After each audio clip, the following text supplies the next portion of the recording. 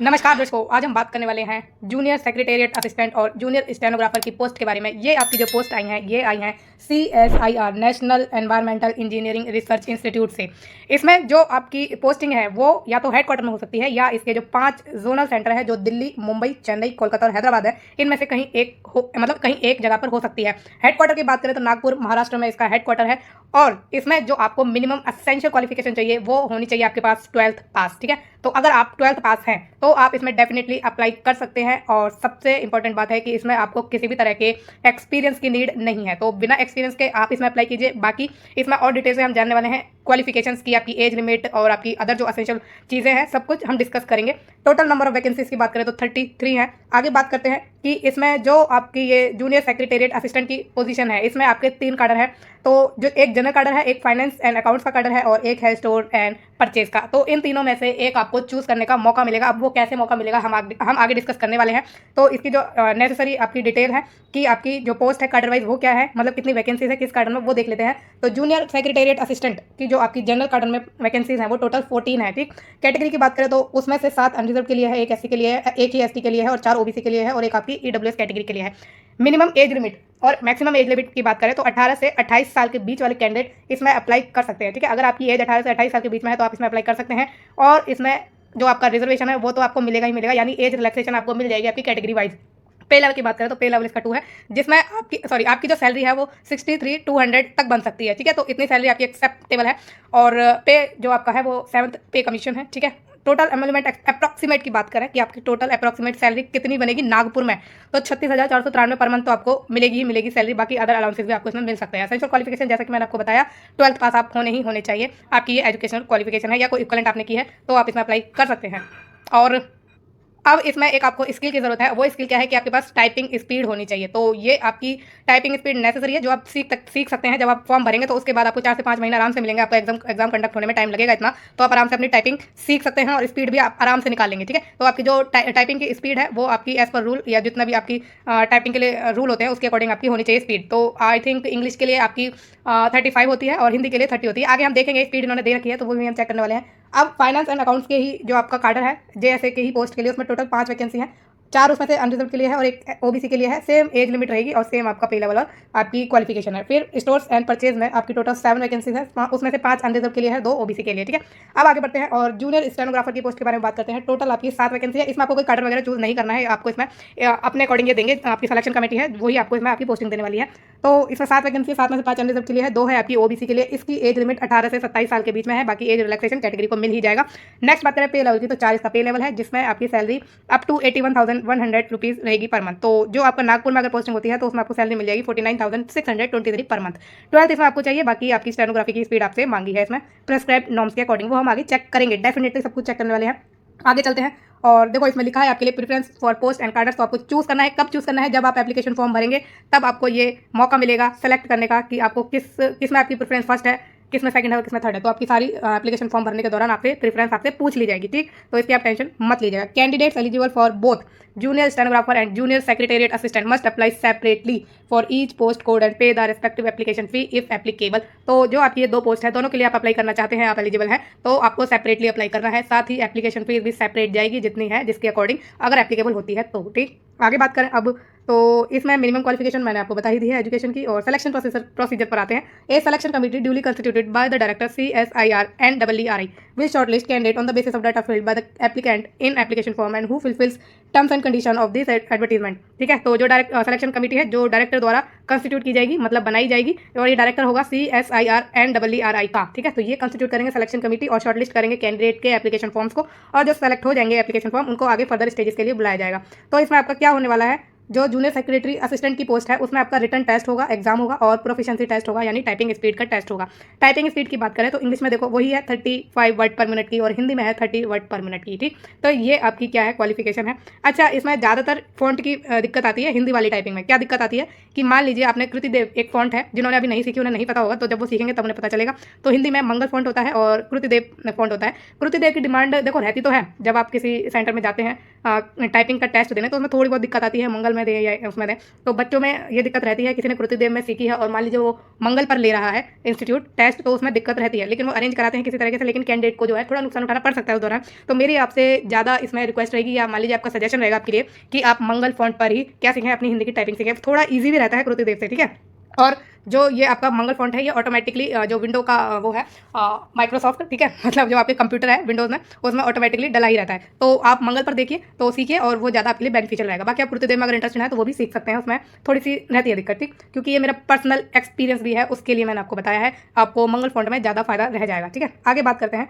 अब typing test will be conducted in English और Hindi, and candidate while applying for the test will have to indicate his her choice option for medium of proficiency test, that is typing test on computer in the online application form. The allotted for typing time allotted for typing test is 10 minutes, which is qualifying in nature.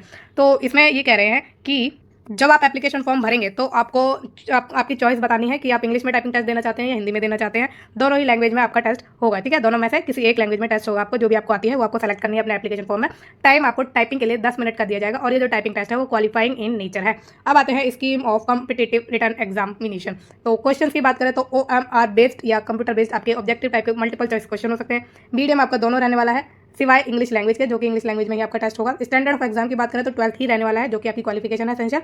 और total number of question 200 आएंगे, 2.5 घंटा आपको इसमें मिलने वाला है। For this post there will be 2 paper. तो इस पोस्ट के लिए 2 पेपर होंगे, paper 1 and paper 2। Paper 2 will be evaluated only for those candidate who secure the minimum threshold. तो इसमें आपको जो है पेपर 2 जो है आपका तभी इवेलुएट या जांचा जाएगा, या आपका जो क्या कहते हैं आपको नंबर तभी दे जाएंगे पेपर 2 में जब आपका पेपर 1 क्लियर होगा। पेपर 1 में मिनिमम क्वालिफाइंग मार्क्स ये सिलेक्शन कमेटी डिसाइड करेगी कि कितना मिनिमम क्वालिफाइंग मार्क्स रखना है पेपर 1 के लिए, ठीक है, समझे। पेपर 1 क्वालिफाई होने के बाद पेपर 2 आपका जांचा जाएगा, उसमें आपको नंबर दिए जाएंगे। और फाइनल मेरिट लिस्ट की बात करें तो वो आपकी तैयार की जाएगी आपके पेपर 2 के बेस पर, ठीक, समझ गए। आगे बात करते हैं, पेपर 1 की ही बात करते हैं। टाइम अलॉट किया गया है इसके लिए 90 मिनट्स। मेंटल एबिलिटी टेस्ट है इसमें, पूरा का पूरा जो पेपर 1 है वो आपका मेंटल एबिलिटी टेस्ट होगा। 100 क्वेश्चन होंगे उसके, 200 मार्क्स का है, यानी एक क्वेश्चन आपका 2 मार्क्स का है, और यहाँ पर आपकी कोई भी नेगेटिव मार्किंग नहीं है, ठीक है। तो ये आपके लिए बेनिफिशियल है, कोई भी आपकी इसमें नेगेटिव मार्किंग नहीं होगी। 200 जो आपके मार्क्स हैं वो ये टोटल इसमें वो है मार्क्स का, मतलब 200 मैक्सिमम मार्क्स हैं इसमें, और 100 क्वेश्चन आपके हैं।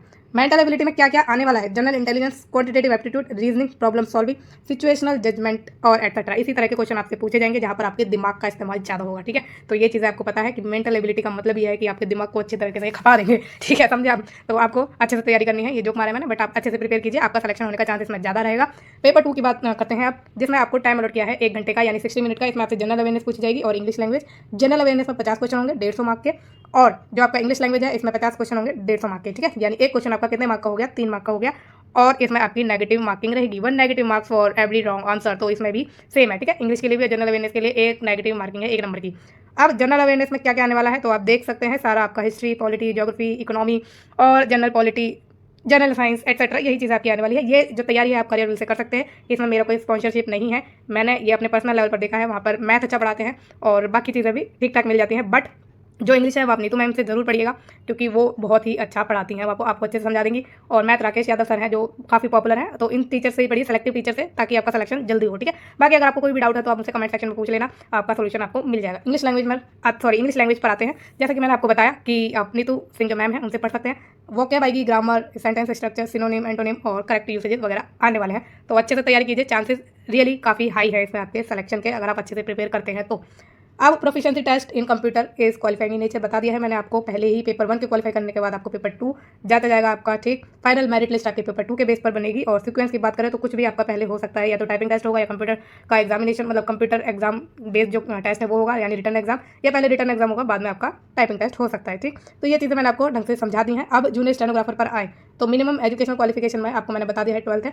बाकी इसमें थोड़ा सा आते हैं सिलेक्शन प्रोसेस पर, तो वही डायरेक्टर द्वारा सिलेक्शन कमेटी बैठाई जाएगी, उनके द्वारा शॉर्टलिस्ट किए जाएंगे एप्लीकेशन फॉर्म, फिर फर्दर आपका टेस्ट लिया जाएगा। नॉर्म्स फॉर प्रोफिशिएंसी टेस्ट, ये इंपॉर्टेंट है। तो the candidate will be given 1 dictation for 10 minutes in English या हिंदी। तो आपको 10 मिनट की डिक्टेशन दी जाएगी, इंग्लिश की या हिंदी की। और जो भी आप एप्लीकेशन फॉर्म में चॉइस भरेंगे अपनी कि आपको इंग्लिश की आती है स्टेनो या हिंदी की आती है, तो उसके अकॉर्डिंग आपका ये टेस्ट होगा। 10 मिनट की डिक्टेशन होगी उस लैंग्वेज की, और स्पीड आपसे मांगी है 80 वर्ड पर मिनट की, ठीक है। आगे चलें तो the final merit list will be prepared on the basis of performance of the candidate in the competitive written examination. तो रिटन एग्जाम में जितना आप परफॉर्म करेंगे उसकी मेरिट के बेस पर आपका क्या होगा, सिलेक्शन होने वाला है, उसके बेस पर ही आपका मेरिट लिस्ट बनने वाली है। तो प्रोफिशिएंसी टेस्ट आपका क्वालिफाइंग इन नेचर है, ठीक है। तो आगे चलते हैं, बात करते हैं और इंपॉर्टेंट चीज़ों की। रिटन एग्जामिनेशन पर आए तो इसमें जो आपका क्वेश्चन होंगे वो दोनों ही लैंग्वेज में होंगे, except English language 12th standard के क्वेश्चन आने वाले हैं, 200 क्वेश्चन आएंगे, 2 घंटे आपको इसमें मिलने वाले हैं। जनरल इंटेलिजेंस आपसे पूछी जाएगी और रीजनिंग पूछी जाएगी, 50 क्वेश्चन होंगे उसके, 50 मार्क के होंगे। और जनरल अवेयरनेस की बात करें, 50 क्वेश्चन होंगे, 50 मार्क के। इंग्लिश एंड कॉम्प्रिहेंशन, ठीक है, इंग्लिश लैंग्वेज और कॉम्प्रिहेंशन पूछी जाएगी, 100 क्वेश्चन 100 मार्क के होंगे।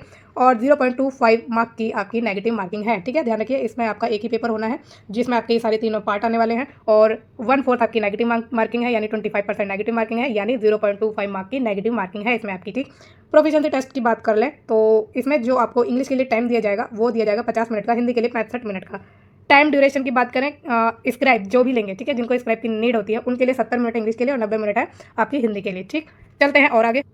अगर आपको जानना है कि आपको इवोल्यूशन कैसे होने वाला है स्टेनोग्राफी टेस्ट में, तो ये पूरा परसेंटेज ऑफ एरर दे रखे हैं, कैसे आपके कैलकुलेट होंगे। तो फुल मिस्टेक जितनी होंगी, फुल मिस्टेक यानी प्रॉपर वर्ड आपने नहीं लिखा है वो होती है full mistake, plus half mistake. Half mistake क्या होती है, आपने जो 1-2 स्पेलिंग की गलती कर दी है, बस उतना, ठीक है, मतलब समझ में आ रहा है वर्ड कि हाँ ये लिखा जा रहा है यहाँ पर, वो होती है हाफ मिस्टेक। और इन दोनों को प्लस करके डिवाइड कर देना है 2 से, फिर इंटू करेंगे 100 से, ठीक है, फिर इसको डिवाइड करेंगे number of words in the master passage, ठीक है।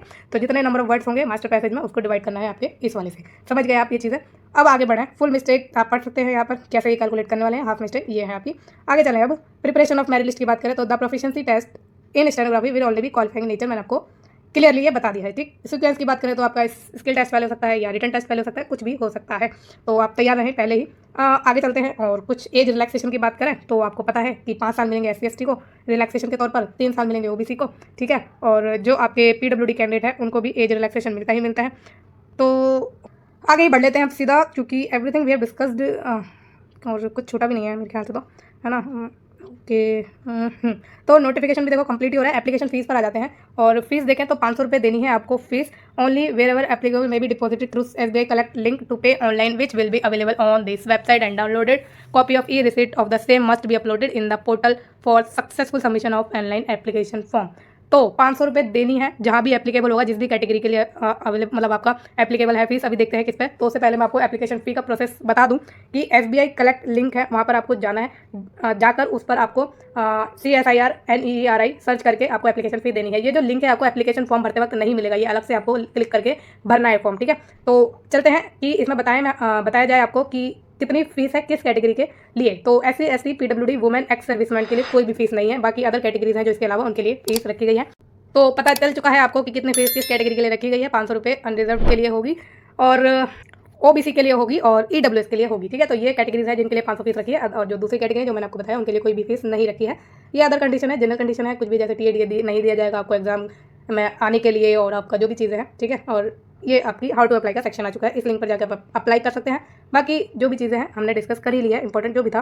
लास्ट डेट शायद मैंने आपको नहीं बताई है, तो इसमें लास्ट डेट आपकी 30 अप्रैल है, ठीक है। तो शायद मुझे ये याद नहीं रहा बताना, उसके लिए एक्सट्रीमली सॉरी। मैंने लास्ट में अच्छा हुआ मुझे याद आ गया है। तो इसमें जो आपकी लास्ट डेट है अप्लाई करने की वो है 30 अप्रैल। शुरुआत हो चुकी है 1 अप्रैल से फॉर्म भरने की, तो जल्दी से जाके आप फॉर्म भर दीजिए। अच्छा मौका है आपके पास नौकरी पाने का, और जल्दी से अच्छे तरीके से नौकरी टाइम पर हासिल करने का, ठीक है। अगर आपके पास नोटिफिकेशन आया है तो उसे ज़रूर इस्तेमाल कीजिए अपने भलाई के लिए। और अगर आपको वीडियो अच्छी लगी है तो कमेंट में मुझे ज़रूर बताना, और लाइक शेयर और सब्सक्राइब भी ज़रूर करिएगा। Thank you so much.